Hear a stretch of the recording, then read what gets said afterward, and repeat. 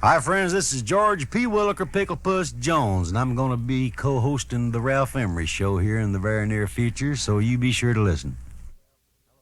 It's a pleasure to welcome Mr. George Jones. Hello, Ralph. George, how are you? George, it's a pleasure to have you on this show, and we're going to play a lot of your old songs, your old hits, and some of your new ones. Well, I've been trying for years to get the opportunity to be on your show, Ralph. Have you really? But you stay booked up quite. How does this song start? The race is on. I feel tears swelling up cold and deep inside, like my poor old heart's gonna break. Mm-hmm. Did you ever think about doing this as a recitation? No, I never did, not till now. All right, we're going to cut loose with this as the first record. And opening our show, a George Jones classic from 1965, The Race is On. George, tell me about your new record, She's My Rock. She's My Rock. You know, we just about run out of... You know, it's hard to find a good song anymore. You know, it's so many people in the business. You got so much competition. And if you're not right here in Music City, USA here, where you can sort of more or less bug the songwriters a little bit and try to get the songs first, you know, then somebody else is going to get them. And on the road and living out of town like we do, it's hard to get a good song. And Billy Sherrill and a couple other people here work for me and in that regards of trying to help me find and keep good material, but it's really hard to find. I've noticed in the last year or so it's been the hardest I've ever seen to come up with even good album material. And but She's My Rock, we're going back to songs that have been done and maybe not overdone, but a few years back, and because we can't find anything new that's good enough, you know, for a single nowadays. And Stoney Edwards had this song out 10, 12 years or so ago, and I loved it, and it got a lot of airplay. It didn't quite get off the ground from him. It came close to being a big record for him. Well, I thought we would play it in this show, George's record of She's My Rock. Appreciate it.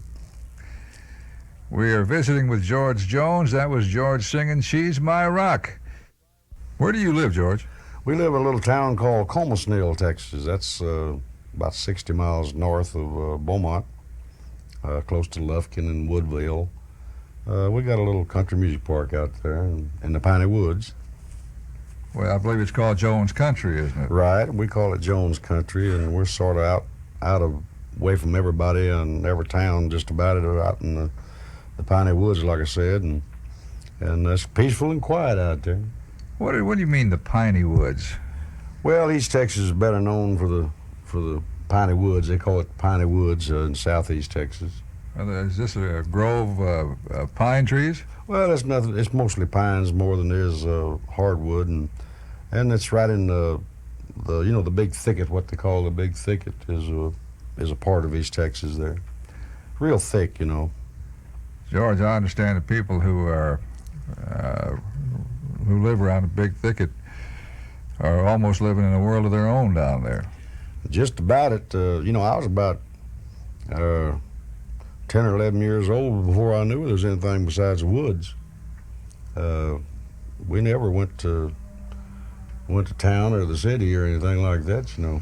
I used to hear you introduced on the radio when I first got to playing records. I would hear other disc jockeys call you the Vidor Texas Flash. Well, that's a little suburb of Beaumont, Texas. I say little. It's really grown out there. It's out in the country, across the river from the city of Beaumont. We'll get back to you in a moment, George. Now we're going to go for a record by Crystal Gayle. That is Crystal Gayle with Me Against the Night. This week we are talking with George Jones, and we were talking about Vidor, Texas, a suburb of Beaumont. Were you raised in Vidor?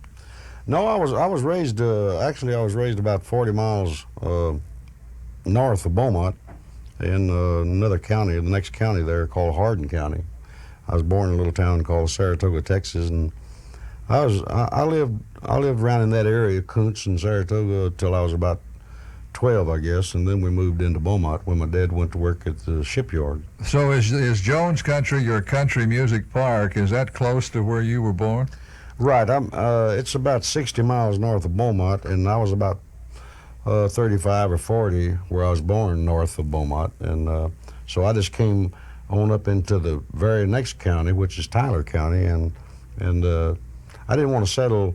You know, all that part of the woods was my childhood hunting grounds, I guess you'd call it, and I just kind of got as close to that area where I was raised up as I could, you know, without you know, to where I thought it would be the best location for our park. How big is your park? We have about 95 acres right now. How many people can you seat in your? We never have really counted them, Ralph, but we've had as high as close to 15,000. Of course, we don't actually seat all that many. We have seating in front of the stage for about, I'd say, 3,000 or 3,500, and then I have spread out through the park where you still have a nice viewing area. I have several picnic tables. I'd say 300 or 400 picnic tables, you know, out through the trees, which you still have a good viewing of the stage. So people can come there then and picnic and then watch the country music show. Right, and we have all the facilities that you need, restrooms, concession stand for eating. Across the highway, directly straight across the highway from us, we have our RV park, which we only can accommodate about 60 hookups right now, but while we're closed this winter, we're going to put in about another 60 or better. So we're really going to be in real good shape for next year. George, I've got some more questions about the park, and I think I will hold them for a moment and get back to them in a little bit. We're talking with George Jones. Now let's have a record by Johnny Lee.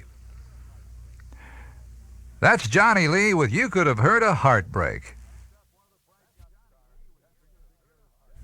Next up, one of the bright young stars in country music, here is Deborah Allen. That's Deborah Allen with Heartache and a Half.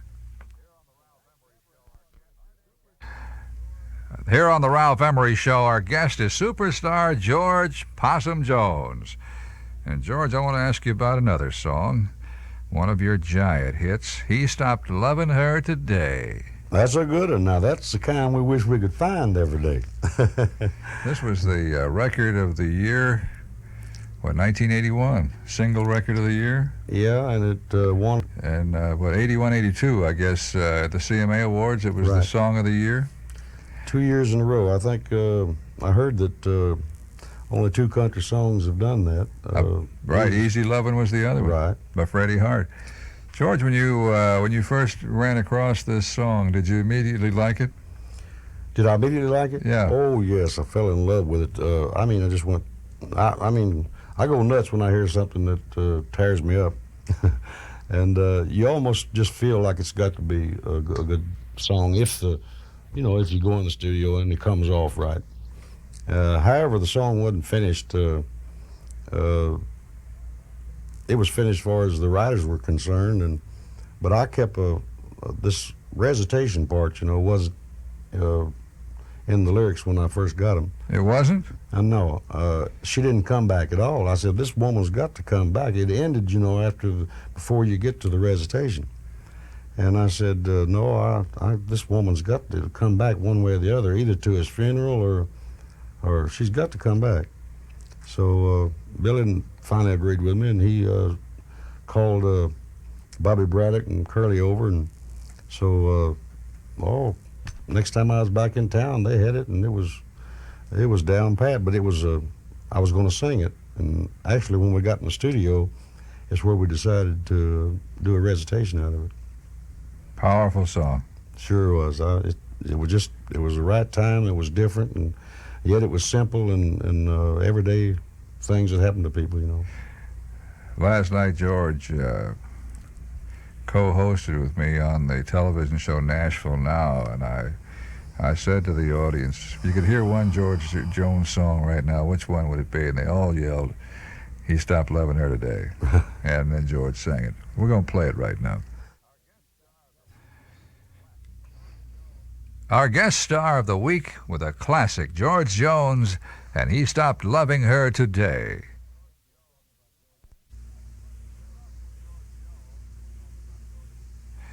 We're talking with George Jones, and we're talking about George's park called Country in Texas. And George, I'm kind of curious about that park. Do you book a major country music act in your park each week?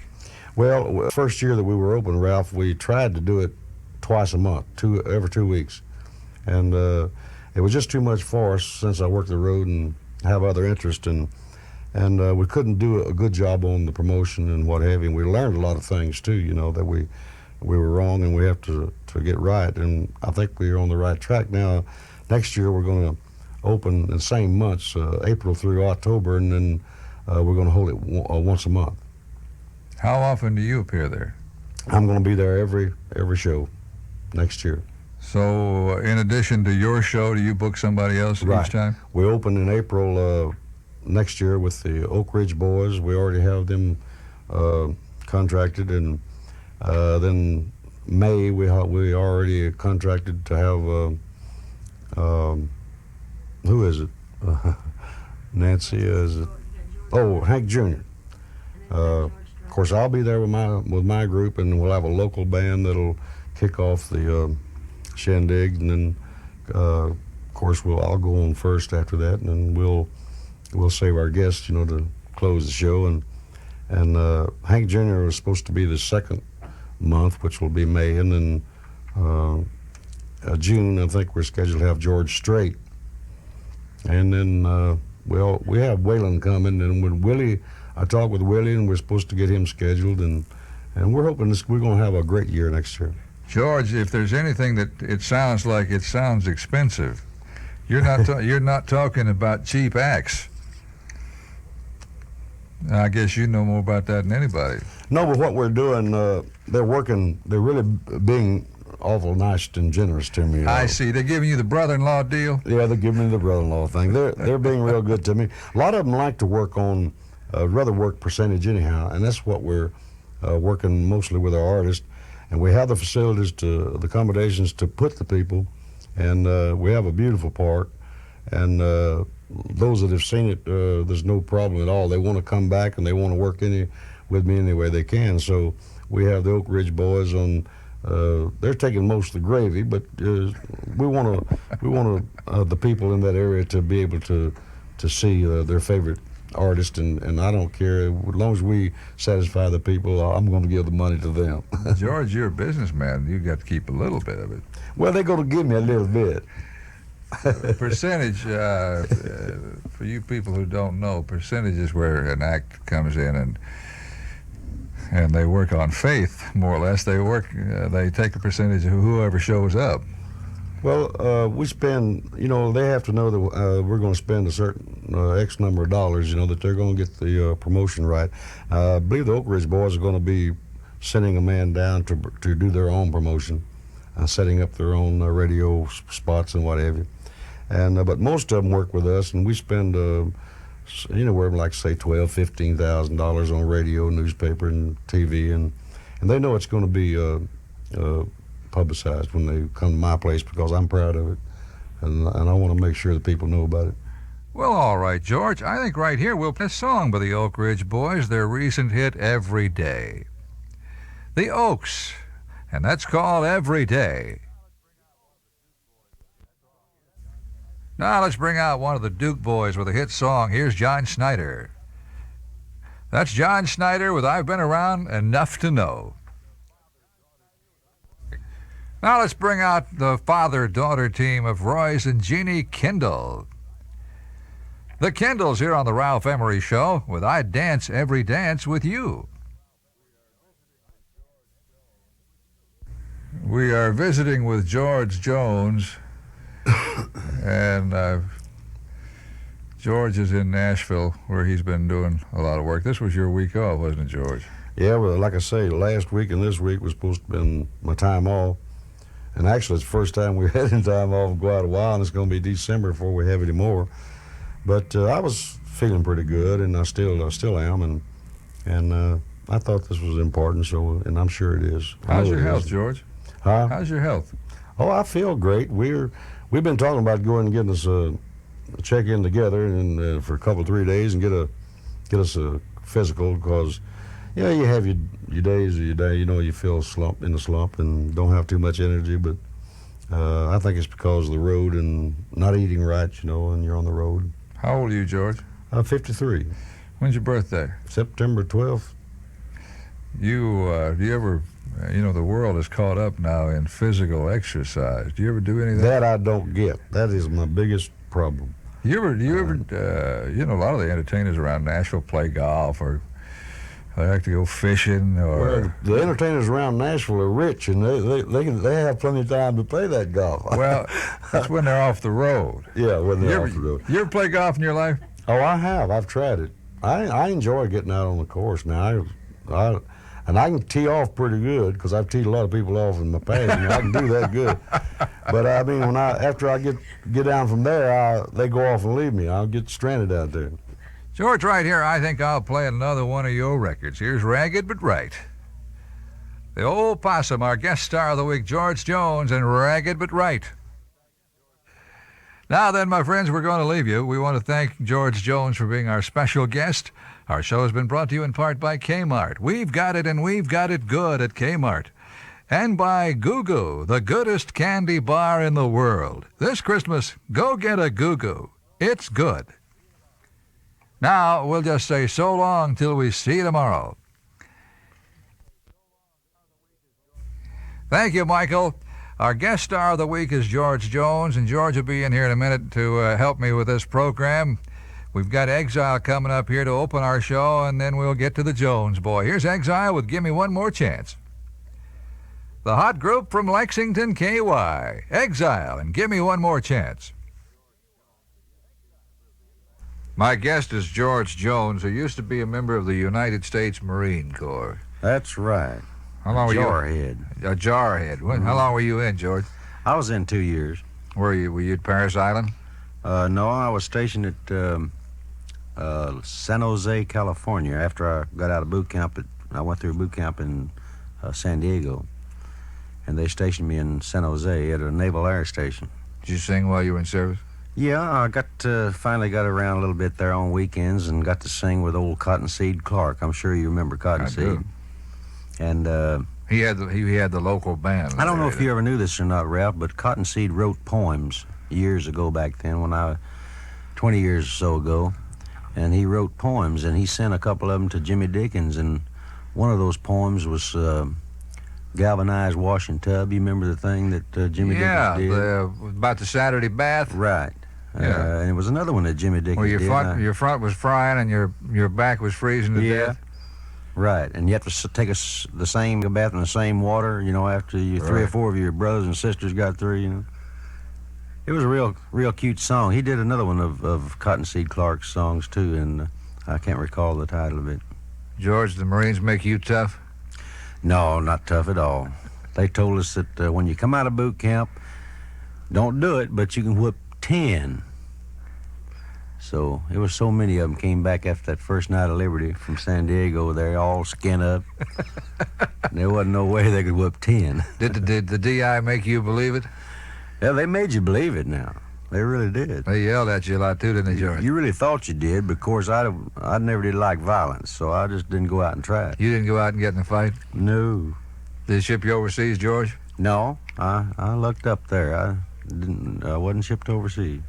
Well, when you came out of the Marine Corps, did you go right back into country music? Right, sure did. I presume did you go in the Marine Corps right out of high school? I didn't finish high school.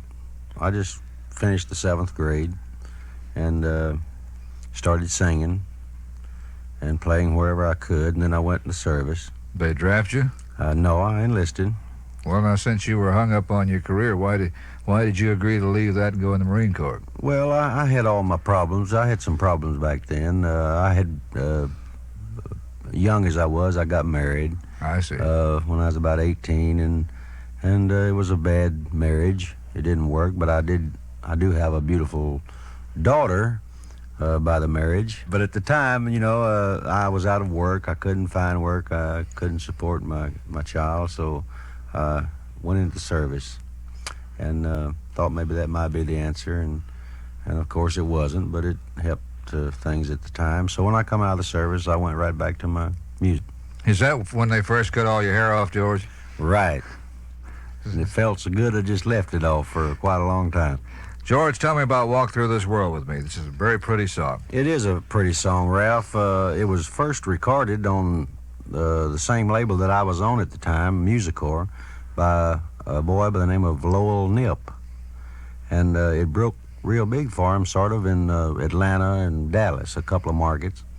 And Pappy Daly had the song and recorded the boy. But it just didn't quite break all the way for him. And he carried the record of Lowell Nip with him in his briefcase every time he came to Nashville to record me. And for about 2 years, he kept trying to get me to record it. And I had one of them feelings. I said, you don't know what's a good song, or something. And finally, I said, well, I'll get him off my back and I'll record it. And as soon as I listened to the song and recorded it, I just fell in love with it. Aren't you glad you did? And I'm glad I did. He was right one time, Walk through this world. Another George Jones classic. It seems like songs are classics. That's Walk Through This World with Me. George, I'm going to ask you something I asked you last night. I thought it was an interesting answer. Who are your favorite country singers? And I say that because, particularly on this show, where we have a guest star each week, I will usually get around to saying to the star or artist, who is your favorite country singer? And I would say in 9 cases out of 10, people say my favorite country singer is George Jones. So we're going to turn the question around now and say to George Jones, who is your favorite country singer? Well, Ralph, she's always been my favorite female country singer, Connie Smith. Oh. And I would have to say Merle Haggard is my favorite male vocalist.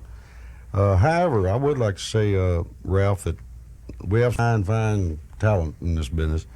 And when you get up to into my age, I've been here a little while. And, of course, back when I was a kid, Roy Acuff and Bill Monroe, and then I just loved them to death. And then, there's stages throughout your life when you're at my age that you have your favorites. And along came, of course, Hank Williams Sr., and he just dominated everything. And so actually, he would be my overall favorite, even till today. I love to go back and listen to his records. But I mean, for our living legends that we have, like Merle Haggard today, he would have to be my favorite. But which record by Merle? Any particular one? Oh, there's so many of them that he's got that I love. I love most of his stuff. Of course, I like a lot of his singles. Don't get me wrong, but I love so much of his stuff on albums. The older albums, he had some of the greatest material I ever heard. And I thought if that had been my songs, I would have tried to make them singles, every one of them. All right, George, I tell you what we'll do here. Let's play the newest record by Merle Haggard. We'll help old Merle out a little bit. It's a song called A Place to Fall Apart, and Janie Fricke is on this record with him. Merle Haggard with a guest appearance by Janie Fricke and A Place to Fall Apart. George, you mentioned you like Connie Smith. Any particular song by Connie that stands out in your mind? Well, yeah, I liked her older stuff that when she first came out and she was real, hot on the label, and Once a Day, and I just can't think of all of them. But overall, I just love her singing. I just love her voice. I think she's what I call a true country female singer.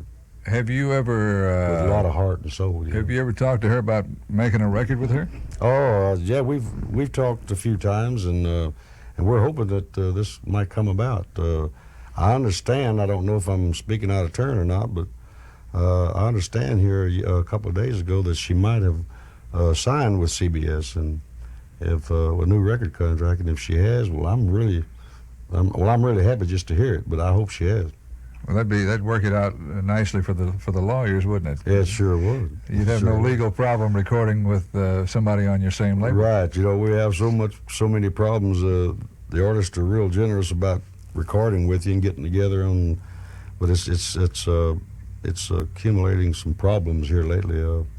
It's hard to get laborers to agree with each other on things, but hopefully they'll get all that worked out. George, I haven't thought of this tune in a long time. You mentioned it. Let's play Connie Smith's first hit, Once a Day. Connie Smith and her 1964 hit, Once a Day. You are listening to the Ralph Emery Show with our guest star, George Jones. And in a little bit, we're going to talk to George about his new album, Lady's Choice. But now we're going to go for a hit song by a hit maker named Ricky Skaggs. Ricky Skaggs and Something in My Heart.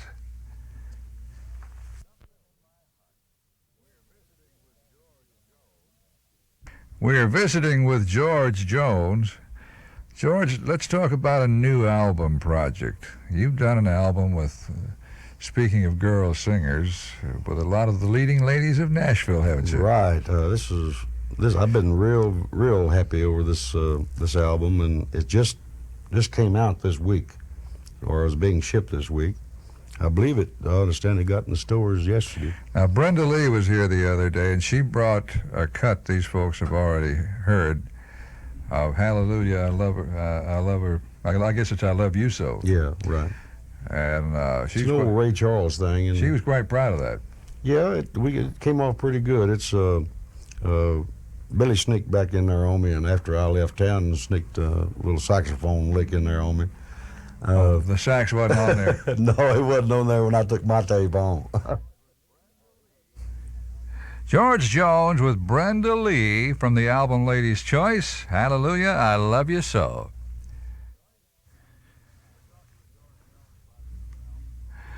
We're talking with George Jones about his new album called Lady's Choice. And George, well, tell me more about it. Basically, it's all good country songs, and Terry Gibbs, Leona Williams, Barbara Mandrell, Janie Freaky, Brenda Lee, who? Nancy Say, Lacey J. Dalton, Emmylou Harris. Emmylou Harris. We have a couple of three, I think, good singles on there, and the problems is, like we were talking earlier, it's if we can get the okays from their labels for us to be able to put a single out, that's what we want to do. In view of what you said earlier, I guess it's peculiar that Connie Smith is not in this album. Well, it is, but at the time when we started the album, Connie wasn't on a label at all yet, and they were. The idea of the label really was, the album was to try to get, the current selling female artists that were on the label and had hit records going, and where the people would recognize the girls in the album real good. I'm sure they would have recognized. I didn't mean it that way. I'm sure they'd have recognized Connie, but she just happened not to have haven't had a record out in quite a while. And George, what's the title of the album? Lady's Choice. And George is the lady's choice. Well, it makes me look real good there, But we really had a ball doing the album, and I think everything on there came out just great. All right, George, let's play another cut from the album. This is with you and Barbara Mandrell. George Jones with a lady of his choice for this album. George with Barbara Mandrell and Daisy Chain. Well, last year it was Willie and Julio. This year it's Willie and Chris. From the movie Songwriter, here are Willie Nelson and Chris Christopherson. That's Willie Nelson, Chris Christopherson, and how do you feel about fooling around? What do you do for fun, George? Well, I love country music so much. I enjoy it to death. You just like to play and sing and perform? Right. Well, like I say, we like to bowl and get out in the woods and picnic and things like that. I never was too much as a swimmer, wanting to swim and go to the beaches and all that. I love to fish. I just don't ever get a chance to do it. I seem to recall years ago you used to collect antique cars. Yeah, I used to do that when I lived in Florida. You still do that? Well, it's funny you said that. I don't do it. I haven't been doing it, but I just recently ran into a friend of mine that had a 1953 Cadillac. It's just in perfect shape, and it's just clean as a whistle. It's got about 30,000 miles on it. A 53 Cadillac? 53, and I'm trying every way in the world to get it from him. What does he want for it, George? Well, I think he was offered $17,500 around the first of the year, but he didn't need the money back at the time, and he didn't take it. So he offered to me now for a little less than that, about 15. So I'm gonna try to get it. But you're going to try to get it for less than 50. My tax man don't want me to, though. He won't let me. George, I'm going to stop right here and play another tune. You mentioned that George Strait's going to be at your Country Music Park in 1985. We're going to play a record by George Strait. George Strait, and does Fort Worth ever cross your mind? George, I want to ask you another question that we discussed last night, and it just struck me as kind of nice. There's an album cover, I think it's CBS, and I've seen the picture in other places, of you as a little tow-headed boy walking down the streets of Beaumont, Texas, with your guitar in your hand. One breeches leg, pants leg rolled up. Yeah, how old were you then? I'm thinking that I was about 12 or 13. You would sing on the streets for just whatever you could get, wouldn't you? Oh, people didn't really give me money. The only time that they gave me money, like I said, was that when I was in that penny arcade and I sat up on the shoe shine stand and just started picking and singing. I didn't know they was going to give me any money. I wasn't playing for money. I just carried my guitar everywhere I went, and they let me ride the city buses, from one end of the line to the other. When I didn't have anything to do, I had my guitar with me, and I just loved to sing and play, and that's, I hardly ever got any money, for it. Somebody might slip me $1 in my pocket or something like that every now and then. Well, now, there was one day, though, you had a big day at the shoe shine stand. Yes. I played for a couple of hours there, just sitting and enjoying myself. It was on a Sunday afternoon downtown. There wasn't that many people there, and like a little penny arcade there, and they had a shoe shine stand out in front. And I just got up there, sitting up there with a little buddy of me, and he was standing down. I was sitting up there with a shoe shine boy, and just picking and singing, and people started just stopping and gathering a little bit, maybe 10 or 15, 20 people, and next thing I know, they threw nickels and pennies and quarters and $half and even some greenbacks, and I counted all that up when I got through, and I had almost $25. I was rich. How long did you do that, George? I just did that the one day. No, I'm talking about how long for how long. I assume this was a summertime activity. Yeah, right. It was. How many summers did you do this? Oh, I did it every time I could.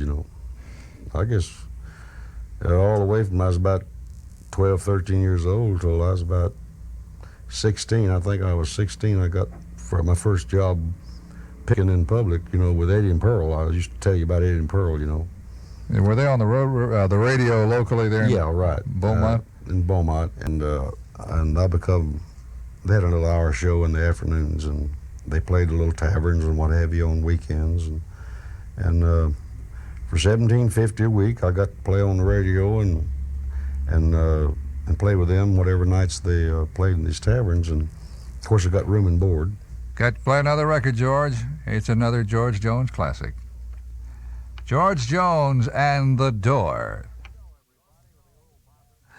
That's our show, everybody, with the old possum, George Jones. Our show brought to you in part by Kmart, the home of the Blue Light Special. We've got it, and we've got it good at Kmart. This is Ralph Emery for George Jones saying so long till tomorrow. Well, thank you, Michael. George Jones is here. My name is Ralph Emery, and we've got Louise Mandrell here, and we're going to open with Louise Mandrell. Then we'll get back to George Jones. Here's Louise with Goodbye Heartache. Strange place for Goodbye Song. That's our opener. That's Louise Mandrell and Goodbye Heartache. George, tell me about this little song. I think this is a funny song. Yes, this is about the funniest thing I do believe I've ever done. And however, it wasn't as big a record as I thought it would be when I recorded it. It's called Nothing Ever Hurt Me Half as Bad as Losing You. Bobby Braddock wrote it over there with Tree Publishing Company. And this reminded me of some of the old funny records you used to do years ago. You know, it was an easy song to record, or rather I might say it wasn't as hard as it is to do on stage. It's really a hard thing to do on stage. You have no place to get any wind there, you know. Well, we're going to play the record. You can relax. All right. Our guest star of the week, George Jones, and Nothing Ever Hurt Me Half as Bad as Losing You. George, do you think that the press has been unkind to you? No, I don't think so. I think there's been a couple of times maybe there was, you know, it's like anything else. It was according to who the guy was doing the writing. Sometimes they overdo it, go to extremes with it, you know. About the only time I think that I've had any, I think the whole world's been good to me, and I've been very lucky to get out of it alive, and so I don't hold any grudges against the press. The only people that I hold a little grudge against is the people in Jackson, Mississippi, and not because of what I'd done and what I paid to get out of it, you know, what it cost me to get out of it and published and everything, but it's just that the writer just, he went to extremes and said things and wrote things in the paper that were way uncalled for. What happened to you in Jackson, Mississippi? Well, just the writer there for the paper wrote things about, he even brought religion in it and ugly type things like, if I was in the church with the deacon, I wouldn't go to heaven, I wouldn't pass hell, I wouldn't pass go, I wouldn't collect $200, and things that were really just bad taste. You mean he painted a sordid picture of George Jones? It was very ruthful. Just things that was uncalled for. It didn't have anything to do with my what I did there or what. I don't even remember what you did in Jackson, Mississippi. Well, that's where I had my problems of when drinking and too much and this and that and the other, and I had went to sleep at the wheel and wrecked my car and had they found traces of cocaine, you know, in the floor bar, and that's back when we had all them problems a few years ago, and we definitely straightened out of all that now. George, I know all your fans are happy to hear that all that's behind you. I think we'll get another record into this show. Let's bring on Winona and Naomi. Here are the Judds. Recent guest on our show, the Judds and Why Not Me. We are visiting with George Jones, who has had a hit record in 4 decades of country music. White Lightning was I guess the first giant record. It was 1959, wasn't it, George? I believe it was, Ralph. And he's had hit records in the 50s, the 60s, the 70s, and now the 80s. And I can't think of anybody else that matches that record except maybe Marty Robbins. Yeah. You know, you and old Marty used to be pretty good friends, didn't you? Yeah, we was. You know, not too many people could get real close to Marty, but we were always good friends when we were working together. I got to know Marty, I guess, the best when we traveled together a couple of times over to England and back, you know, to the Wembley Festival. And I never heard him before, you know, turn loose so much and relax and talk. And I really enjoyed the conversation with him, especially on going over to England the last time we were over there. You know, one time I had a battle of songs, and I don't remember. It was a Marty Robbins record against a George Jones record. Your record was The Window Up Above. And I've forgotten which one. His might have been Begging to You or something like that. And I had people call in and vote. The 2 records were new. And he beat you by 1 vote. And Marty said, I always knew why. He said, I was one of the people that called up and voted for me. Oh, bless his heart. Yeah, Marty's something else. I'll tell you what we'll do here, George. Let's go back and feature the guy I used to call Old Golden Throat, Marty Robbins, and Some Memories Just Won't Die. I guess our memory of Marty Robbins never will die. That's a wonderful record by Marty Robbins. Some Memories Just Won't Die. I want to reach back for another story. You know, there's a side of George Jones that does not get talked about a lot, but that's, as I said last night, good-hearted Jones. But you've done a lot of things to help people that probably the world has largely forgotten. And the Johnny Rodriguez story has always fascinated me. Johnny Rodriguez, who came in here, I knew John when he first came to town because Tom T and I were always close friends. And he was working in Tom's band, and Tom got him a recording contract, and he got a couple of hits, but he didn't really have much money because he didn't show up with any money. I think he wound up with 38 cents in his pocket when he got here. And of course, Tom put him on salary, and then the day came when he had to leave the nest, leave the Tom T Hall band, and go out on the road. And you just can't go out on the road without some clothes, a guitar, a way to travel, and that sort of thing. And Johnny always told me he appreciated what you did for him. You want to tell these people what you did for him? I met Johnny, and like I say, right after he had his big record there, and I just thought he was a great little old singer and beautiful person, and I just kind of fell in love with him, and I thought he was something else. And of course, I wanted to, you want to help somebody you like that much, and if you can do anything for him, you certainly want to do that. And I had a gob of new uniforms that I never even wore, that I'd grown real fast. I just gained a lot of weight right overnight. And I thought I'd just put them to use, if he could use them. And he came to my house and tried them on, and they just fit him perfect. And so I was just glad to help, in any way I could. And he appreciated it, and we've been good friends ever since. Well, you gave him all these suits, which were quite expensive. These were what we call nudie suits. Right. And Nudie, the rodeo tailor, who has since passed away, he used to make very expensive suits. Oh, boy. He really got high in the past few years.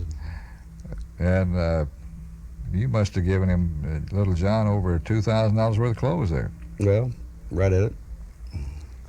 But we were glad to do it because I knew there wasn't any good to me anymore, I knew I wasn't going to... George, I somehow feel like if you hadn't had those suits hanging in the closet, you'd have probably bought him stuff. Well, yes, I would have. I just liked him that much, and he's just a fine boy. Well, speaking of Johnny Rodriguez, George, let's play one of his hit songs. Johnny Rodriguez with Riding My Thumb to Mexico. This is the Ralph Emery Show with a salute to George Jones this week, who is our special guest. And here is the current hit by George Jones. The Old Possum Jones. George Jones and She's My Rock. I'm talking with George Jones. What was the name of that album we mentioned? Lady's Choice? Lady's Choice. Who is your choice lady? Well, I can't hardly say that now, Ralph. I'm talking about the lady sitting over here on the couch. Oh, She's My Rock. Yeah, She's My Rock is the only single. I know you don't want to pick one girl singer above the others, except for Connie Smith. I'm talking about Nancy. Well, Nancy, I call her my rock. She's my rock. That's She's really changed your life for you, hasn't she? She sure has. She sure has. I give her all the credit because she stuck with me through the bad times and helped me to get it all right. When did you and Nancy meet? Oh, when did we meet? Now, that was something else. We've been married 2 years here pretty quick in March. When's your wedding anniversary, George? March 4th. Okay. I can't forget that. She won't let me. And we knew each other a year or so before, and that's when I was really having all my bad days and bad times and getting in trouble there at the last and a few places, and she just stayed right in there with me, and we got it together. Nancy, come over here, will you please? Come over here, young lady. This is Mrs. George Jones. This is Nancy, and he didn't tell me where the two of you met. Do you Still remember? digging for that, aren't you, Ralph? Let's see, how did we meet? We met through an ex-manager that, well, we don't want to talk about him too much either. And he was dating a girlfriend of mine and just wanted me to come out one weekend and meet George Jones and go to a show and just get away. And I guess I was having some rough times too, going through a divorce. New York, of all places. Of all places, New York. And I went and met a very nice, sweet man. Did you fall in love with him? First day. Huh? First day. Love at first sight. I'd have to say that. I saw a man that was good and had been done wrong, and I think was looking for exactly what I think I wanted to give him. He was looking for a good woman and somebody to help him straighten up, and I hung in there. What have you done for George to help him? That I can't say. I think George has done it himself. He's the only thing I can say is that just love him and hang in there. And as far as helping George, I think George has helped himself. He gives me the credit, and I appreciate it, but I think he's done it himself. You know, it must be awesome. You weren't in the business, right, as we call it, the business. No. It must be awesome to suddenly be swept up in the business, and particularly when you're married to a superstar that everybody loves or everybody has an opinion about. I would say most people love George. But certainly everybody has an opinion about George Jones. And suddenly you're swept up in all of this adulation, the commotion, if you will, that sort of thing. And everywhere you go, people are clamoring to see George, get his autograph, talk to George, that sort of thing. Was that hard for you to adjust to? No, I don't think so. I think I knew what I was getting into to begin with. And with a lot of help of George, he's taught me everything I know about it. He's pretty smart on it. I mean, he's taught you everything you know about our business. Everything. You, before you met George, were you a George Jones fan? Correct. Which record was your favorite? Well, it's like everyone else. Well, I liked it. No, I think my favorite would be Window Up Above. Oh, boy, that goes back some Right. time. Yeah, that was a big song back in the 60s, I guess, wasn't it? I think in 59, 60. Yeah, that was a super record. I don't know of any reason why we shouldn't play it right here. Nancy, George, let's play The Window Up Above. Our guest star of the week, George Jones, in The Window Up Above.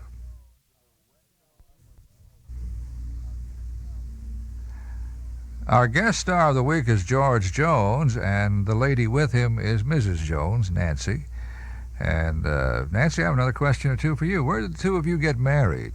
In Woodville, Texas, at his sister's house. So you had a house wedding. We had a house wedding. 4 people. And that includes me and George. And the preacher. So it was George, you, the preacher, and who? 5, Captain. Yeah, counting his sister and brother-in-law. That was it. That's all we wanted. We had a lot of work to do. We was clearing for Jones Country. Is George neat? Is George neat? Yeah, does he pick up his socks? Oh, George is very neat. Very neat, yeah. He's a little spoiled now, but he's a little spoiled, but he's neat. But I think I've made him that way. Yeah, I told her she caused it, and I didn't want to hear no. I think he deserves to be spoiled. He works hard. You go on the road with him? Yes. You like the life on the road? When I can find something to eat, I do. You mean that's a problem? It's a problem. Well, you just stop and eat when you get hungry, you know, and it's you can't when you're. It's not like being at home or here in town, you know, when you know the right places to go. You just have to pull into a place and then take your chances. You know. Nancy, are you involved in the business of George Jones? Yeah, me and George handle the whole thing now. It's George is I think George could be George's manager. He knows the business enough, and he's taught me enough that we handle our own everything except booking. My biggest problems, Ralph, is Why always. don't you pull that is- microphone over a little closer to you, George? My biggest problems in the past, and maybe I've just been unfortunate, but maybe other folks ain't had been like or not like me. But I've had all my biggest problems in my past because of managers, and I'm definitely away from them right now. I wish the two of you well. You look like a happy couple. Oh, we are that. If I ever have another manager, it'll be Ralph Emery. I don't want nobody else. George, you know I ain't got time to manage you. Are you kidding? I don't see how you have time for anything. You know, your attorney is one of my best friends. We grew up together. Tom Old Binkley. Tom Binkley. And I know Tom pretty well, and I know that you can certainly trust him. I'm going to interrupt this conversation with Nancy and George Jones and play a record by the Country Music Association's Female Vocalist of the Year. Here is Reba McEntire. Reba McEntire and How Blue. The Ralph Emery Show rolling along here with the sound of the Everly Brothers up next, Don and Phil. Those are the Everly Brothers and their current hit, On the Wings of a Nightingale.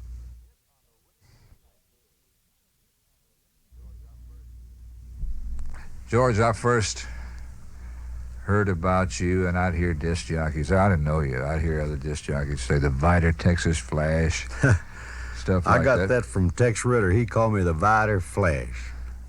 And apparently a lot of disc jockeys picked up on that. Right. And we kept hearing about this kid down there on the East Texas coast. And I think you were on Starday Records then. Right. You kept getting a little bigger and a little bigger and a little bigger.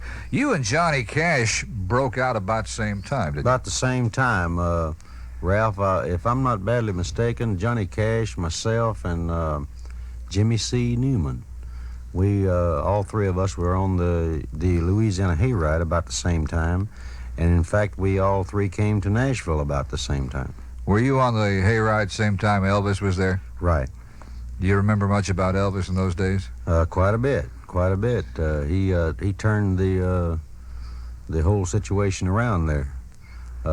Every Saturday night at Shreveport, at Louisiana Hayride, it was big crowds every Saturday night, like the Grand Ole Opry. And Elvis made it even bigger. But for some reason, seems like the trend was changing, especially with a different type that they got from Elvis at the time. And when Elvis left the hayride, this hurt the business there pretty bad. But Elvis brought on the rockabilly situation. Right. Did you try to jump in and sing rockabilly? Well, there wasn't so much we could do, Ralph. You got to join them, and... Is that when Thumper Jones was born? Right. But he died pretty fast. How many records did you make as Thumper Jones? One only. As an experiment. One side was called Rocket, and the other side was called Dadgummit, How Come It? Did Pappy Data talk you into that, or did you do that on your own? No, that was my own idea. That was one of my worst Why didn't you stick with it? ideas, Why didn't you stick with it, George? Well, I'll tell you, the way they did that, it hurt my throat. Oh, okay. I just couldn't do it. George, what's that old song where you dropped your voice into a lower key and you'd say, I get suspicious and I'm going to tell you so. You gotta be my baby. Yeah, I thought that's the one. George Jones guesting on our show with You Gotta Be My Baby. Now then, my friends, we are going to leave you until tomorrow. We want to thank George Jones for being here. Our show has been brought to you in part by Kmart. We've got it, and we've got it good down at Kmart. And by Goo Goo, the goodest candy bar in the world. This Christmas, go get a Goo Goo. It's good. We'll say so long, my friends, until tomorrow. You two are not two people. Thank you, Mike. Hi, everybody. Again, we welcome you to our show. George Jones is here, and we'll get to George in a moment. We're going to open this show, however, with Hank Williams Jr. Hank Williams Jr. with our show opener, All My Rowdy Friends Are Coming Over Tonight.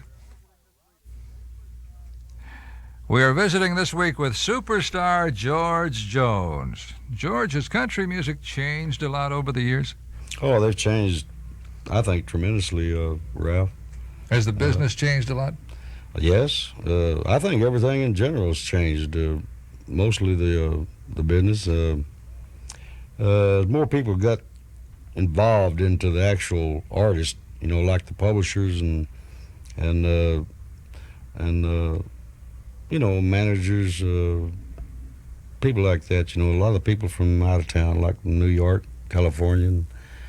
So most of them people, I think, that when they came here, were mostly the people in publishing, because country music started being so big, and they saw, a lot of future in it, money-wise, and a lot of them moved in here, and I think they've. I can't think of the word to use for it, but they've influenced a lot of people in the business, the labels, and your television shows like the CMA Awards and things like that. Is it as much fun as it used to be? Oh, I enjoy it when I do it. I kind of got my feelings towards all these these big to-do shows and everything, and how the awards go and things like that. Of course, everybody does. And, you want to express your feelings, George? well, I think I would like to say this real brief, and then I'll bow out, because I don't want to offend no one. But I think they're taking too much of the good country music out of what is supposed to be country music, and that's what Nashville's all about. The CMA Awards stands for Country Music Association, CMA, and it we don't have much in that CMA that I feel of the letters CM. Well, all we got left is the A. Are you saying country music is too pop? I think they're carrying it too far to the other field, which is good. There's good records out. Don't get me wrong, and there's some great talent, and. But I just love, I speak for myself, I guess, because I just love country music that much, and I hate to see it just be destroyed altogether. I mean, to where it's not, you don't have none of the country sounds anymore, and the good country, tear-jerking type things that the hard-working man loves to hear. George, I think right here I will interrupt you and play one of those songs that the hard-working man likes to hear, the country music fan likes to hear. Your classic recording of She Thinks I Still Care. George Jones and She Thinks I Still Care. George, will you ever be accused of going pop? I'm afraid not. Huh? I'm afraid not. I could tell you a little joke about that later, about me and Webb Pierce going pop. with the firecrackers? Yeah, about the firecrackers. No, most of the songs today, a lot of recordings today, if you'll notice, Ralph, are the middle of the road type things, and if you took a lot of the lyrics and put them on a piece of paper and read them, well, there's nothing there. There's no good story. There's nothing like it used to be in the good country music songs. All they are is the arrangements. They're just putting arrangements with them, and and all this stuff that sounds like the old pop records, which to me is nothing more nowadays than the pop arrangements. And so there's a large element here of country music today you don't particularly like. I'm saying they're good recordings, what they make of them, and the artist and there's a talent. They do a good job, but you really hate to hurt anybody's feelings, don't you? Well, I don't want to hurt anybody's feelings. I'm just trying to express mine. I hate to see it all go to a strictly pop type of thing, and we're supposed to be country music. George, I got to go back. I'll tell these folks that you've always felt this way, because you used to get on me when I played records all night 20 years ago. Well, I used to be worse. I used to really get on you bad. You didn't particularly care for me to play those records with strings on them, like Jim Reeves records and Patsy Cline records. Huh? I've been a lot since then. I have went to some of the pretty ballads that they put them in the background way back there, and they do make a record. I think you used to think I was too pop as a disc jockey. But I'm not talking too much about that type of thing. I'm talking about these jungled up upbeat type of things. Hey, I know you love John Anderson. What'd you think about Swingin'? Or Swingin'? Well, I loved it now, but it had a story, you know, and it brought back the old. I could just see these kids out in the country rural area, you know, and sitting on the front porch of this old house, and the mama frying chicken and all that, and it had a story to it, you know, I thought it was one of the cutest things that's been out in years. That is still fun to listen to. John Anderson with Swingin'.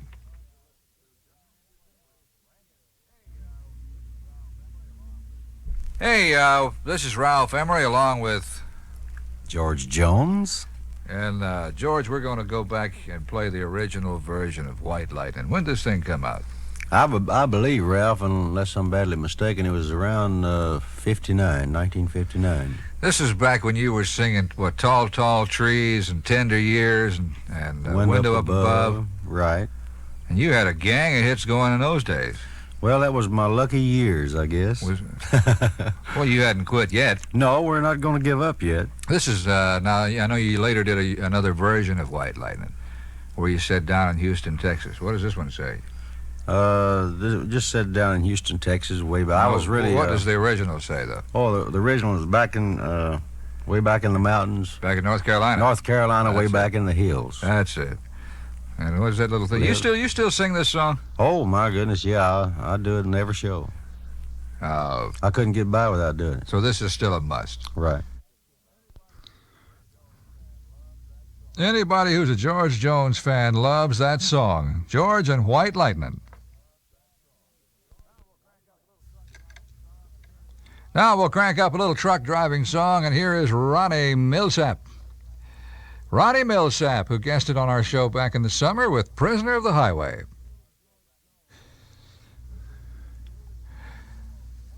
This week we are saluting George Jones, and one of the things we are playing on the show is a cut or two from the new album Lady's Choice. And here are George Jones and Janie Fricke. Wow, what a record. George Jones with Janie Fricke and All I Want to Do in Life. My guest is George Jones, and we're getting close to Christmas. George, did you ever make a Christmas record? I made just to put out a little single one time on the Starday label back when I recorded in a house, and it was terrible sound. Want a New Baby for Christmas and a Lonely Christmas Call, which I've been aiming to do this Lonely Christmas Call all over again, and I seem to get caught when I think about it. I always get, it's right just before Christmas. It's too late for me to go in and record it, but I'm definitely going, one of these days, going to try to get it out for a single for Christmas. George, you like Christmas? I love Christmas. How do you spend Christmas? I spend Christmas at home with the family and the kids and what have you, and grandchildren. Yeah, that's a phase of George Jones's life you may not know about. How many grandchildren do you have, George? I got 5 right now and 1 on the way. How many children do you have? I got 2 boys and 2 girls. I got my oldest daughter, the oldest one in the family, Susan. She lives here in Nashville, and I have 2 grandchildren from her, and a boy and a girl. And of course Georgette, you know, she's 14, and then my 2 boys are married, and my oldest boy has 2 and 1 on the way, and then my youngest boy they just recently had their baby about 2 months ago. How old are your boys? Brian's 24 and Jeffrey's 29. He just turned 29 the 9th. What do they do? They both work for me on the road. They don't actually work for me anymore. I turned it all over to them. They handle the concessions, T-shirts, caps, things like that. They also have their own printing facilities. You know, they have their own shop that they just recently set up, and that's the reason I'm proud of them, because they really do a good job on the material, the concessions, and then people get a good piece of material when they buy it. So do all of you gather at Christmas time? Do all of you? Sure. We sure do. We have a blast. What do your grandkids call you, George? Paw. That's cute. Yeah, well, I tell you, for a while there, it just made me feel real old and all that, you know, and and still have a touch of that feeling. But now that I've kind of got used to it, and I wouldn't trade it for nothing. That's the way it is when you become grandpa or grandma. When do you open your packages? Christmas Eve or Christmas morning? I can't wait, so I open about 2 or 3 days before. What do you want for Christmas? Do you really? I said I sneak in and get my main ones. What do you want for Christmas, George? Where am I going? No, what do you want? What do I want? I just want this year. I think the good Lord's been so good to us. I just want my health and my family with me at Christmas time, and I'll be very happy. And all the good cooking that Nancy does, and I'll just be real happy there in my house shoes and jammers. Do what? I'll be real happy and content with my house shoes and jammers. Oh, your jammies. Oh, okay. Well, George, it's a little early to play a Christmas song. I think I'll go for another country hit by Gene Watson. That's Gene Watson with a song written by Johnny Russell called Got No Reason for Going Home.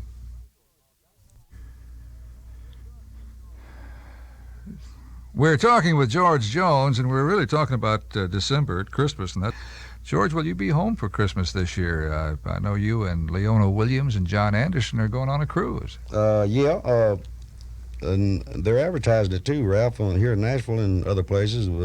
People can join the cruise and be there with us. It's 4 days to Nassau and then another little island there that they stop and have barbecue and everything. It's a great cruise. We went on it once before. So it's about 40 or 45 of all of us friends and musicians and entertainers that are going. I think it's around the 3rd of December, around the 1st or 3rd or somewhere around there. John Anderson and Leona Williams, and we're going to do a show on the ship the first night out and the last night coming back in. So this is only one week? Yeah, just one weekend. It's for 4 days and nights. And then I know that you and John Anderson also have a big tour coming up together. Right. We're going to be doing quite a bit of the work together, I think. George, speaking of Leona Williams, I noticed that she is a part of your latest Choice album, so let's go back into that album and play the cut with Leona Williams. That's George Jones with Leona Williams, the album, the Ladies' Choice album, and that's called Best Friends. Got the juice coming up here on the Ralph Emery Show. The next record by Juice Newton. That is Juice Newton with Restless Heart.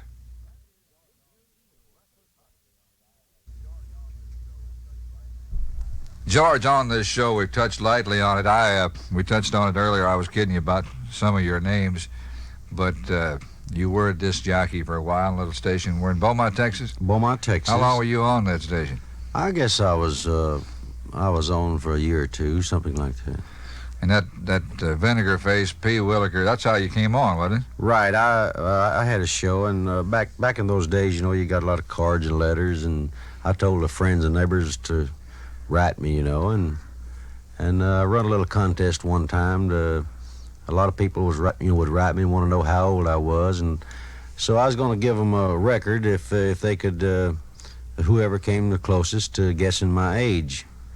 And back at the time, I think I was 18, 19 years old. I never got one letter or card that said I was under 30. Most of them was 40, 45 years old, 50. And I guess it's just the way my voice sounded over the air that I just sounded a lot older. And I got to telling the people to write in to old George P. Williker, Pickle Bush Jones. And they really thought I was older by the way I talked, I guess. And when you said old, they started guessing old. Right. You could have turned that into an act. You could have called yourself Grandpa Jones. Yeah, sure. That might have been a pretty successful act. What, George, how long have you known Grandpa? I've known Grandpa, I guess, ever since I've seen him perform, in my earlier days. But when I first came to the Opry is when I first met him back in around 1955 or 56. What did he say to you about your mail? Oh, we used to get our mail at the WSM, and he said, I wish you'd tell them people to quit mail in my box.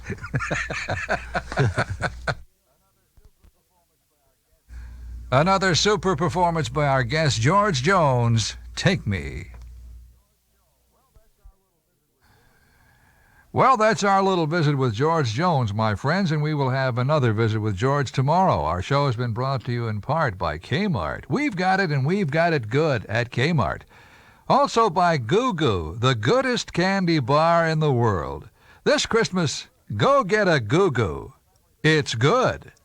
This is Ralph Emery for George Jones saying so long till tomorrow.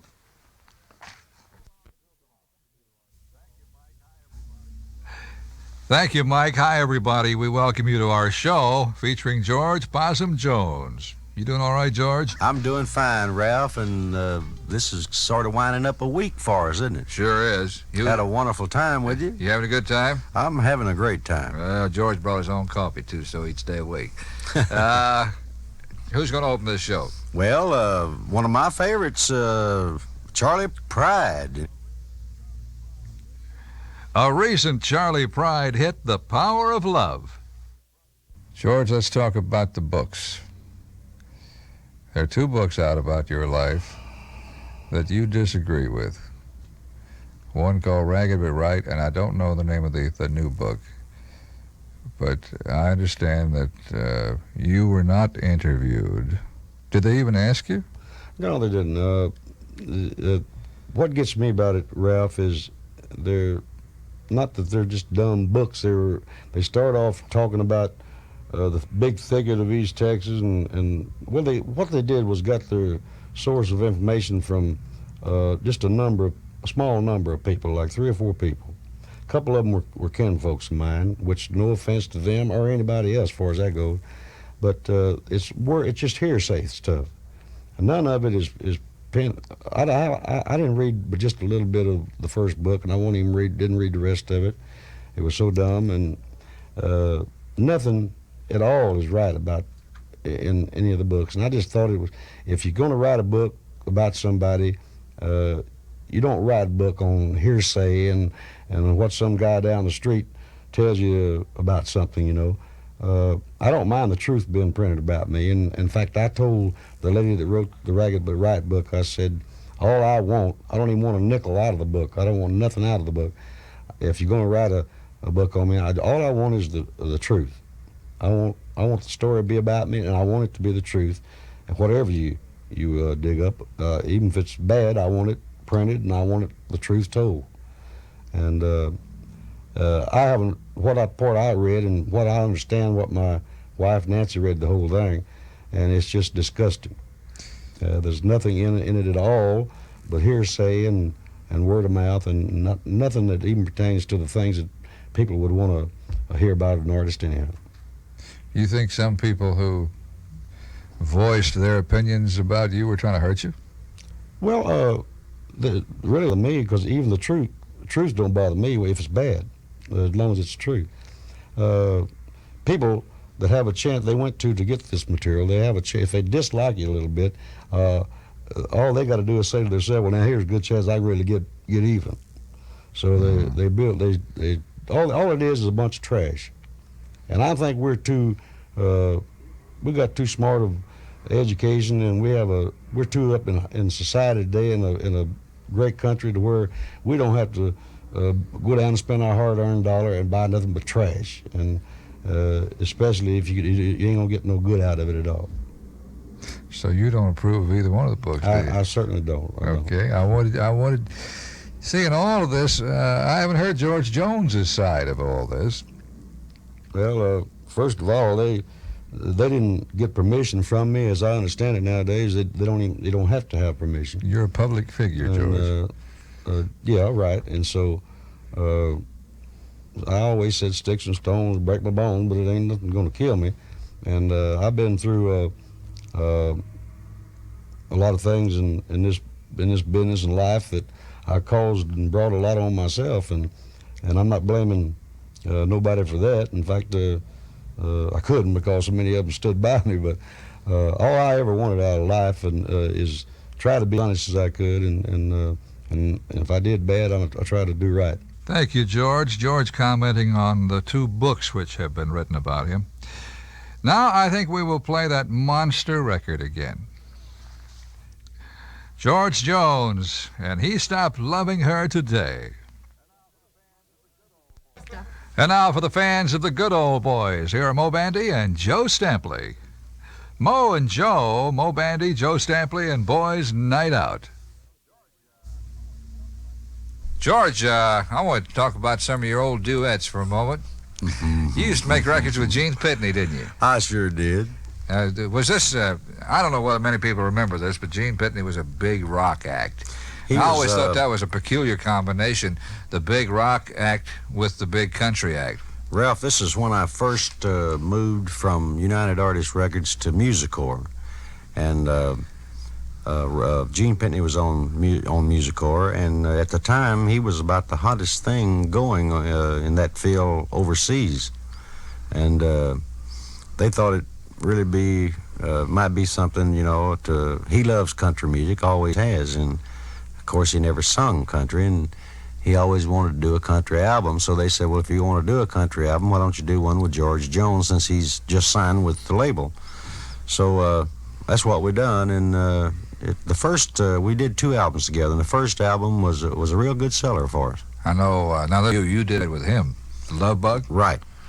And, well, you did 2 albums. Was this back when he was so hot and singing, he used to sing The Man Who Shot Liberty Valance and Right. and all those songs. Right. I heard one time he owned a chemical company, is that right? I heard that too, but I don't believe it was true. Okay. just you got to check these things out. George, what do you want to say about the Love Bug? Well, the Love Bug was a record that I came out with. I believe it was the very next record after Race Is On. I was trying to get another up-tempo thing going, and it wasn't quite as big as Race Is On. Wayne Kemp wrote the song, a fine singer in his own right, and so we did it, and I've recorded about 3 different times, and it still didn't really come off the way I wanted it to, but the last time we thought it was good enough, so we put it out. You know what's strange about this? I just noticed something. This record is exactly the same time as The Race Is On. Is it really? 2 minutes and 3 seconds. Well, I never noticed that before. So if you were trying to get something just like it, you'd doggone. Well, maybe that's the reason it didn't sell as good. It was the same length of time there. Well, I never noticed that. This show featuring the old and new hits by George Jones, and that's one of the old ones called The Love Bug. Now, I think we will play one of the prettiest records out these days by Anne Murray and Dave Loggins. That's Anne Murray with Dave Loggins and Nobody Loves Me Like You Do.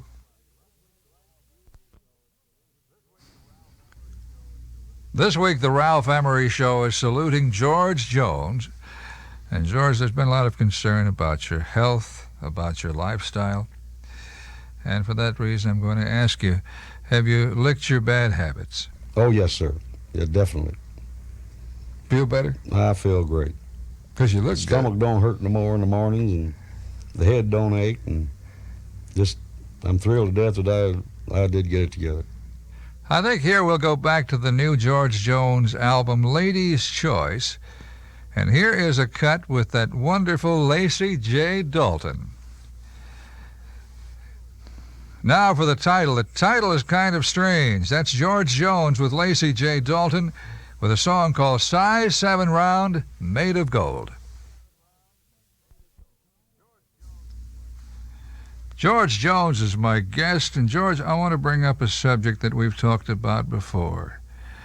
I know Hank Williams has always been one of your idols, and I'd like to discuss Hank Williams again. How well did you know Hank Williams? Ralph, I was in Beaumont, Texas, back during his heyday, when he was really starting off big.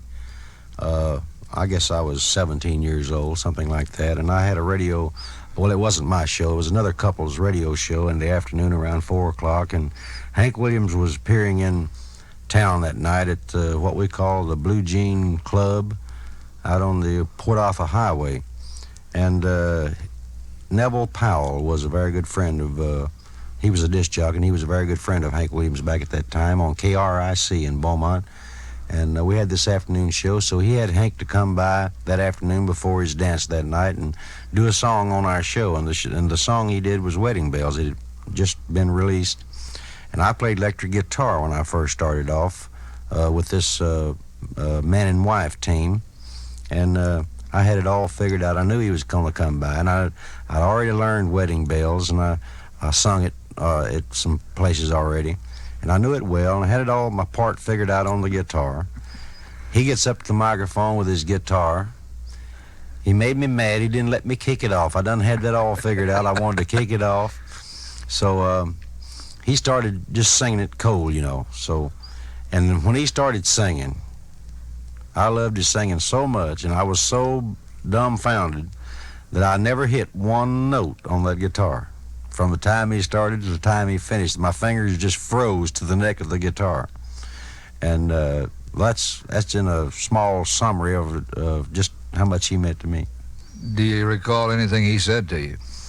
Well, we had a little talk, you know. I was wanting to get started in the business, and was talking with him too, and told him that I was a big fan of Roy Acuff's and him. And he got to telling me that he tried to sing like Roy Acuff when he first started, and that he found out that they already had one Roy Acuff. What they needed now was, as far as he was concerned, was Hank Williams. So he started singing like Hank Williams and started doing all right for himself.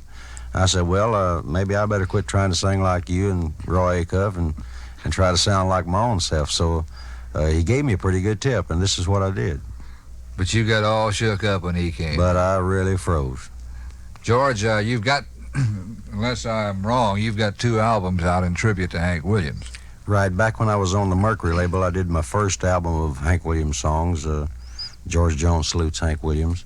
And this was one of the biggest thrills of my career of recording, because it's something I'd wanted to do even sooner than I did it. But they finally let me do it, and it's so real good for me. Can you still buy these albums? I know you did another one, too, on another label. Right, and later on, after I moved from Mercury to United Artists, I did another album of Hank Williams songs. And Ralph, I'm not sure that, I don't believe they're still on the market. I noticed, too, cut 1, side 1 on one of these albums is Wedding Bells. Right. I had to get that in. Did you freeze up again? Almost. Well, George, I think right here I'm going to go for one of your recent recordings of an old country hit called You've Still Got a Place in My Heart. Our guest star of the week, George Jones, and You've Still Got a Place in My Heart. You may have seen a performance of this song on the Country Music Awards show from Nashville back in October, when Kenny Rogers, Crystal Gale, and Bill Medley did this tune. The recording, called What About Me, is actually by Kenny Rogers, Kim Carnes, and James Ingram. And this is the recording. Kenny Rogers, Kim Carnes, and James Ingram, and What About Me? Up next on our show with a new recording called One Owner Heart, one of the most popular singers in country music, here is T.G. Sheppard. Good boy there. Good performance. Good music. T.G. Sheppard and One Owner Heart.